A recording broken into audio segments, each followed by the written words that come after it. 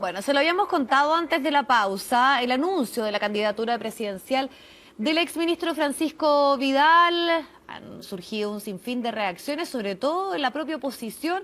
Vamos a conversar del tema, de lo que está por venir, de los detalles también de lo que fue esta decisión. Tenemos la comunicación precisamente con Francisco Vidal.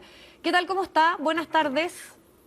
Buenas tardes, Viviana. Gusto saludarla. Igualmente, bueno, y partamos por entender qué lo motiva a hacer pública su decisión. Por ahí había leído que se habría filtrado, pero rápidamente vinieron las reacciones y muchos decían que no era del todo ubicado haberlo hecho antes del plebiscito. Toda la razón. Debía haberlo hecho después.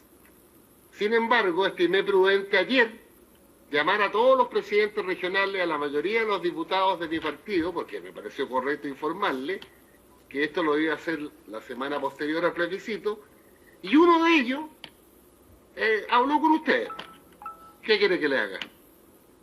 Ya, y eso cómo de alguna manera también lo hace responder a todas estas interpelaciones. Alguna podríamos decir en una palabra coloquial como en buena onda o más bien respetuosa, pero otros, como por ejemplo el diputado Boric, dice que al momento de preguntarle por su candidatura dice: me da sueño, me parece una ridiculez, no me parece adecuado hacerlo. Ya el tono al momento de entregar su nombre genera este tipo de reacciones. Obvio, pues. Si es natural, gente que adhiere, gente que critica, eso es la democracia, pues. Y si le doy sueño, voy a ponerme un despertador para el diputado Boric. Pero obvio. Y además esto hay que explicarlo, Viviana. Esta es una candidatura que va haciendo el símil con el Mundial a los octavos de final. Es la primaria del PPD, octavos de final. Donde espero competir con Heraldo Muñoz, ojalá con Lagos Weber, ojalá con Felipe Arboe. Hoy día me llamó el exdiputado Jorge Tarut, que quiere competir, en bienvenido. Y después vamos a la cuarta de final, que es la primaria con Jimena Rincón, con Alberto Undurraga, con Francisco Huenchumilla, con José Miguel Insulza, con Carlos Maldonado, con Marco Enrique Minami, en una de esas con Andrés Velasco. Y después pasamos a las semifinales, que es la primera que a mí me interesa, con Daniel Jadwe y Beatriz Sánchez, para llegar a la final con un solo candidato o candidata. Claro. Y enfrentar democráticamente a Lavín, a la Evelyn Matei o a José Antonio Cast.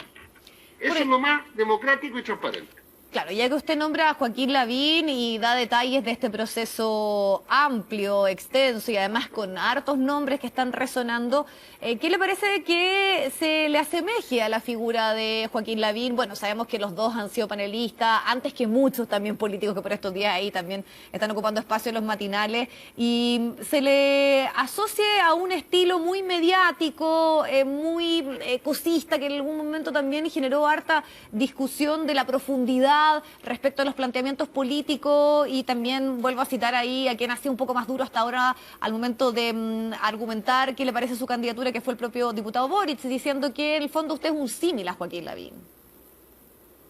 Bueno, pero sí es la opinión de Gabriel. Lo que pasa es que él estaba... Mira, yo estoy... a ver, cuando yo discuto de política a concho de política... soy panelista de Estado Nacional, o cuando tú me entrevistas, o me entrevista Mega. Pero si estoy en un matinal, quiero decirte lo siguiente: el matinal lo ven 1.400.000 personas todos los días, de todos los canales. Dos, el grupo C3, B y E son como 700.000 personas, que no ven esta entrevista, que no ven Estado Nacional, que no ven A Esta Hora Se Improvisa. Tú tienes la posibilidad de entregarle un mensaje en lenguaje sencillo a esos centenares de miles de chilenos. Eso es todo. Sí, eso es innegable. Además, también si uno empieza a pensar en todas las figuras que hoy están presentes, figuras impensadas. Bueno, hasta ahí un compañero de usted en algunas administraciones como el mismo exministro Izaguirre, Camilo Escalona. Obvio. Hemos visto figuras que en algún momento nunca podría uno pensar que estudian. Bueno, Marco Enrique Minami ha estado bastante activo también en estas instancias. Pero quiero llevarlo a lo que está un poco de fondo en esa crítica que hace el diputado Boric, y sobre sobre todo los sectores de izquierda, que es cuestionar a las figuras que fueron parte de la concertación, señalando que son liderazgos que no responden a las demandas y las necesidades que tiene hoy el país, y además también no quedan ahí, sino que los hacen responsables de la crisis que se está viviendo. Bueno, pero ahí hay que argumentar, pues. Yo fui 8 años ministro de Lagos y Bachelet. La concertación cambió Chile en muchos sentidos positivos. Cometimos errores tremendos. Y te lo resumo en mi explicación del estallido del 18 de octubre, que era una contradicción que no podía sostenerse. Un país que multiplica por 5 su riqueza en 30 años. Un país que reduce la pobreza en un 60%. Pero simultáneamente un país que es el segundo más desigual de la OCDE y uno de los 15 más desiguales del mundo. ¿Quién resiste eso? Tú sabes que el INE en septiembre del año pasado publicó su encuesta de ingresos familiares y el sueldo promedio en Chile son 517.000 pesos. La mediana de sueldo son 400.000 pesos. O sea, más de 4 millones de chilenos viven con menos de 400.000 pesos. En un país que ha crecido por 5, donde el 1% más rico se lleva el 27% de la torta. Yo reconozco eso, pero yo no digo simultáneamente, y hay que ser serio en esto, pues, ¿no? Miren todos los indicadores entre el 90 y el 2010, todos, sin excepción. Entonces lo que tenemos que hacer es hacernos cargo de lo que pasó en octubre, que era evidente que tenía que pasar en algún momento. Y por eso yo soy convencido que el domingo tiene que ganar el apruebo, la convención constituyente, y construir en la nueva constitución un Estado social de derecho. ¿Y cómo que dé cuenta de la demanda? ¿Y cómo Francisco Vidal, exministro de Ricardo Lagos, de Michelle Bachelet, en cargos trascendentales como ser ministro del Interior, por ejemplo, de Ricardo Lagos, puede ofrecerle a este nuevo Chile una respuesta a temas que critican en especial, sobre todo desde la izquierda, a lo que fueron esas decisiones tomadas, a una cercanía con ciertos grupos empresariales en ese mandato, a las privatizaciones, que son temas que hoy están fuertes, podríamos decir, sobre todo en las calles? Entonces, ¿cuál es su propuesta a ese flanco que hoy tienen los ex concertacionistas? Lo primero es que me gustaría debatir con números en la mano todos los indicadores de todo tipo entre el 90 y el 2010. A partir de eso, reconocer los errores. Yo creo que el principal error no es avanzado más en materias de igualdad. Las reformas tributarias fueron débiles. Hasta el 2006 la derecha nos tenía a los senadores designados, que siempre fuimos minoría en el Senado. Todo se tenía que negociar, todo tenía que tener el veto y el acuerdo de la derecha.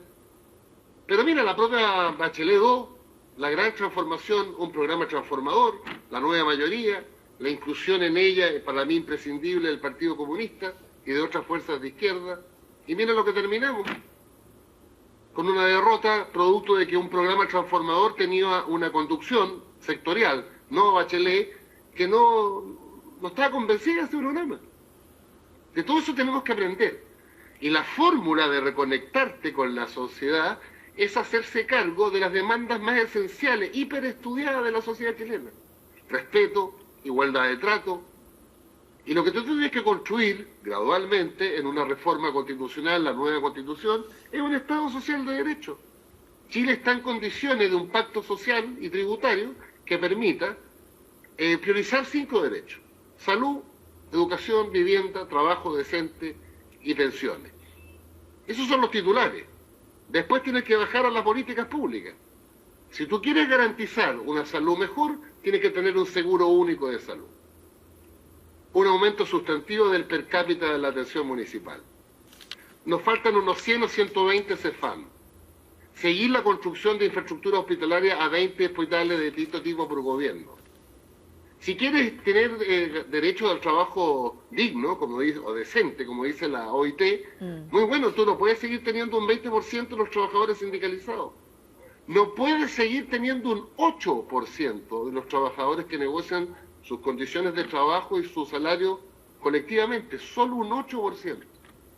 Y eso implica volver a presentar la ley de titularidad sindical, que la ganamos por mayoría en el Congreso, y la derecha nos llevó al Tribunal Constitucional y la desahució. Lo están llamando. Por ejemplo. Sí, no, momento, no se preocupe. Esto ha sido todo el día, ¿eh? Pero me imagino, ya me está terminando imagino. el día. Pero aprovechando que Entonces, lo lo que te llamaron, quiero decir voy a aprovechar eso para hacerle una pregunta en lo que estábamos conversando respecto a este cuestionamiento que se hace, sobre todo a figuras de la exconcertación, de los gobiernos de la nueva mayoría, de por qué van a darle respuesta ahora a lo que no hicieron antes, que es un poco lo que uno puede resumir. Pero, ¿qué le pasa a usted cuando esta... Pero espérate un poquito, Viviana. Porque en la historia, yo soy profe de historia, hay Sí, sí. procesos. No, sin O duda. sea, a ver, lo primero es, por ejemplo, en educación. Lo primero es asegurar la cobertura. Lo primero. Lo segundo, una vez asegurada la cobertura, es mejorar la calidad y la equidad. En salud, lo mismo. La situación social del país el 11 de marzo de 1990 era deplorable. El 68% de la población estaba bajo la línea de la pobreza. Pero más allá del tema estructural, que es lo que usted plantea, y finalmente como decir que aquí se construyó primero, podríamos decir, los cimientos y después hay que ir al detalle y a lo que se está enfrentando por estos días, también hay mucha desconexión y crítica a la clase política. Hay, podríamos decir, esto se ha extrapolado a toda la institucionalidad de nuestro país. Y ahí quiero llevarlo también a cuánto de la crítica que viene también desde los propios sectores de la izquierda, en especial del Frente Amplio, de sectores tal vez mucho más radicalizados y asociados también a las universidades, a tal vez visiones mucho más jóvenes, que son mucho más duros y críticos con lo hecho con la concertación y la nueva mayoría que la propia derecha. O sea, la propia derecha hoy defiende esos 30 años y lo utiliza como un argumento del rechazo. Entonces, ¿cómo usted también responde a eso que ha sido permanente en el último tiempo? Reconociendo los errores que uno cometió, pues, y reconociendo los avances, pues. Yo se lo digo a mis alumnos que son como los que tú me describes. ¿Y qué garantías hay de no volver a cometerlo o de que esa presión o lo que falló esa vez no se vuelva a repetir más allá de un consenso o de entender o de la oportunidad de obviamente saber de que no se puede hacer lo mismo porque se fracasaría en cualquier gobierno, ¿no? Porque la ciudadanía hoy día no está dispuesta, después de que despertó, a que los gobiernos, los partidos y la dirigencia no ofrezca cosas concretas, medibles, observables y evaluables. Entonces yo te puedo quedar con una poesía, derecho a la salud. No, eso es una poesía muy buena, pero hasta ahí no va. Ese derecho a la salud significa subir el per cápita en cada municipio de 7.200 a 12.000 pesos. Eso significa seguro único de salud. Eso significa infraestructura hospitalaria. Eso significa reforzar el auge. Al final, ¿de qué se trata? De que en algún momento nacer en Cerro Navia, desde el punto de vista de la madre y de la guagua, no sea tan distinto a nacer en la Clínica Las Condes. Eso es un Estado social de derecho. Francisco Vidal, ya que usted habla de un Estado social de derecho o de socialdemocracia, que en una encuesta Academa además dice que el 68% de los chilenos defiende o entiende que ese modelo es al cual debiésemos avanzar. Pero se da algo muy especial ahora, un Joaquín Lavín que se define desde ahí, muchas personas que dicen que efectivamente se sienten identificados o por lo menos con las propuestas, mirando a países obviamente que siempre han sido ejemplo, pero las candidaturas de la socialdemocracia o los nombres no están hoy encabezando las encuestas. ¿Por qué cree usted que pasa eso? Porque hay desconfianza, porque no se cree. ¿Sabes tú cuántos precandidatos tenemos? Bien. Más no de 10 marcamos menos, la encuesta, 10, 15 por lo menos. 12, te podría nombrar 12. ¿Y tú sabes que ninguno marcamos la encuesta? Y de repente aparece Heraldo Muñoz y yo con el margen de error. Y tuvimos el 33% de los votos hace 3 años. Porque la unidad constituyente, si tú vas a la última elección de diputados, somos el 33% del electorado. Una de las cosas que me llevó a mí a tomar la decisión difícil, este largo camino, ¿y qué hacer? Quédate en la casa. Hay que construir una alternativa de centro-izquierda que agrupe a socialistas, socialdemócratas, socialcristianos, liberales progresistas, ¿por qué no? Y ofrecerle un camino, reconociendo nuestros aciertos y sobre todo reconociendo nuestros errores. Francisco Vidal usted ha dicho y ya lo ha expuesto de que está dispuesto a una primaria lo más amplia posible. Ha nombrado desde Daniel Jadwe, Beatriz Sánchez, o sea, en el fondo incluyendo al Frente Amplio y también al PC. En una eventual segunda vuelta, por ejemplo, si pasa Daniel Jadue, su voto estaría con él. Obvio, lo he dicho como 10 veces. Ya, más allá de que Lo que vaya con quiero- Joaquín Lavín. Obvio, pues. Sí, a ver, yo no quiero llegar a ese escenario, por eso quiero construir una alternativa. Pero si tú me dices, para ser clarito, que llegáramos a un escenario, segunda vuelta, Jadwe, Lavín y Jadwe el candidato único de la oposición, Jadwe pero sin temor alguno. ¿Y por qué cree que en otros sectores cuesta tanto? Por ejemplo, la senadora Carolina Goetz dijo que en ningún caso votaría por Daniel Jadwe y no lo dice de la misma manera en referencia a Joaquín Lavín en una segunda vuelta. Bueno, es una decisión de cada uno. Los comunistas votaron por Elwin. Los comunistas votaron en segunda vuelta por Lago y nos permitió ganar el 99 a Lavín. Los comunistas votaron por Bachelet el 2005 y el 2013. Y ahora vamos a decir que no. Después que le pedimos 4 o 5 veces que nos dieran el triunfo de segunda vuelta. Por favor. Francisco Vidal, ¿usted se siente más laguista o bacheletista? Soy de los dos. Porque son liderazgos distintos para momentos distintos. Ya, pero si tuviera que tomar una definición y hoy desde dónde estarían las propuestas, por ejemplo, de un eventual programa de gobierno, Te voy a decir otra diferencia que te va a aclarar lo que me acabas de preguntar, más que allá de personalizar. Soy más nueva mayoría que concertación. Ya, y está claro entonces que es más bacheletista.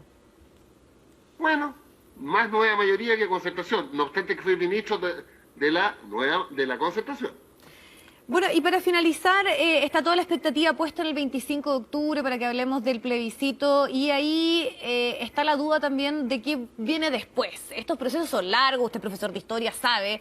Pero antes quería preguntarle, ¿qué le parece lo de la polémica con la estatua de Baquedano? ¿Debiesen sacarla o no? Que claro, puede ser un tema secundario, pero ya que además también fue ministro de Defensa y el ejército está diciendo que hay que retirarla. ¿Cuál es su opinión? ¿Hay que hacer un monumento distinto a partir de todo lo que ha ocurrido en ese sector? No, hagamos una barata, pues, sí, dado que el epicentro es la Plaza de la Dignidad y no se trata de ponerle una capa de pintura que te termine cayendo el caballo con tanta pintura, y siendo Baquedano un héroe de la historia de Chile básicamente en la Guerra del Pacífico, porque después de la Guerra Civil fue bastante ambiguo, del 91, bueno, hay que trasladar el monumento para hacer otro. Trasladarlo a otra parte. ¿Trasladarlo o dárselo al ejército, que lo está reclamando? Bueno, el patrimonio de Baquedano es lo más vinculado al ejército. Pues. Sí, fue un general de la República. Ya, pero no fue un jesuita. Pero estaría dispuesto a que además también se hiciera otra construcción que en el fondo haga ahí algún tipo de simbolismo, ¿no?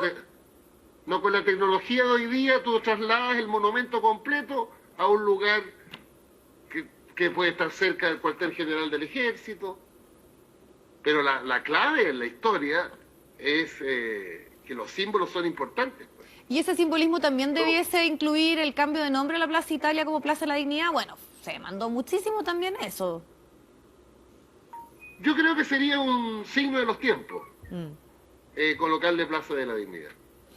Bueno, y la pregunta que habíamos dejado pendiente es, bueno, ¿qué viene después del 25 de octubre? Está toda la expectativa puesta. Viene la unidad de la oposición, pues, Viviana. Ya, pero aparte de la unidad de la oposición... No, pero que no, te la quiero aterrizar, pues, Viviana. Ya, a ver, aterricémosla, pero de inmediato también le agrego otra cosa más, para que ahí incluyamos la respuesta final, que es en el fondo el desafío de también cómo responder a expectativas altas que hay y sabemos que ese proceso puede tomar tiempo y sobre todo el rol, ahí le sumo lo que usted dice de la oposición, porque pueden repetirse situaciones de violencia, hechos de cierta incertidumbre en un proceso del próximo año marcado por muchísimas elecciones, o sea, no tan solo la presidencial, usted lo sabe, alcalde, gobernadores regionales, entonces genera duda lo que puede pasar después de este hito que obviamente significa el plebiscito.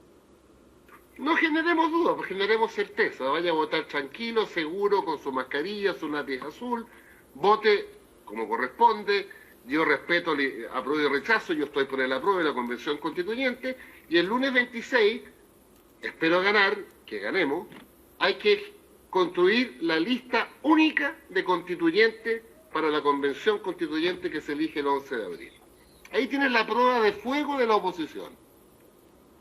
Si la oposición no entendemos que hay que subordinar los intereses partidarios a un bien superior, que es tener una mayoría sustantiva en la Convención Constituyente para hacer una nueva Constitución cuya marca sea un Estado social de derecho que garantice lo que te dije.